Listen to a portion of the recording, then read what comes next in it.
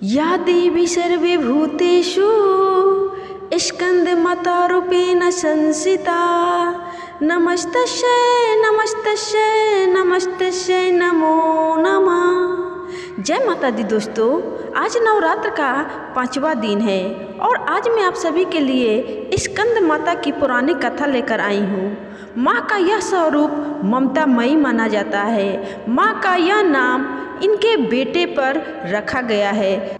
आप स्क्रीन पे देख सकते हैं दोस्तों, माँ का यह रूप कितना ममतामयी है। माँ के गोद में ध्यान से देखिए दोस्तों, उनके बेटे हैं। तो इस कहानी को पूरे अंत तक जरूर सुनिएगा दोस्तों।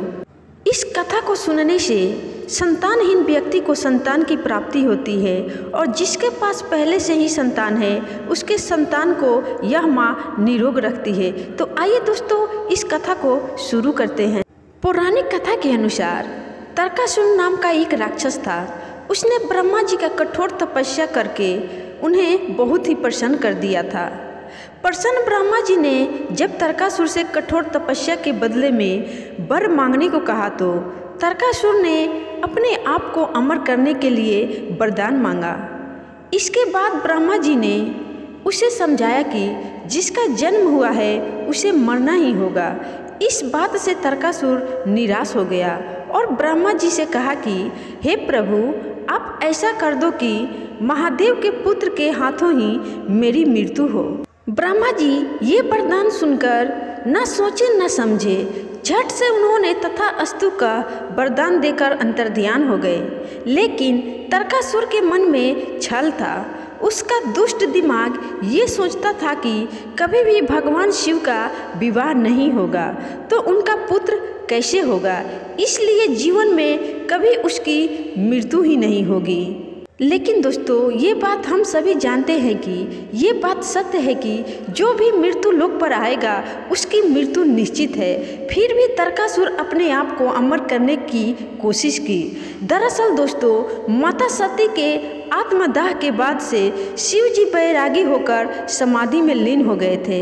इसलिए तारकासुर समझता था कि अब शिव सती के वियोग में हमेशा बैरागी होकर समाधि में लीन रहेंगे, वे कभी शादी नहीं करेंगे। और ये सब सोचकर वह बहुत खुश हो गया और अपने आप को ब्रह्मा जी के वरदान के बाद अमर समझने लगा और सभी देवताओं पर अत्याचार करने लगा।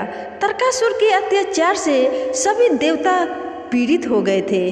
वे ब्रह्मा जी के पास मदद के लिए गए, लेकिन उनसे कोई मदद नहीं मिली। उन्होंने इतना ही बताया कि तारकासुर का वध बस शिव के पुत्र के हाथों ही होगा। अब समस्या यह थी कि बैरागी भगवान शिव को गृहस्थ कैसे बनाया जाए ताकि उनका माता पार्वती से विवाह हो और शिव पुत्र जन्म ले। कामदेव ने प्रयास किया तो वे शिव जी के क्रोध का कोप भाजन बने। उधर माता पार्वती भगवान शिव को पति स्वरूप में पाने के लिए कठोर तप कर रही थी।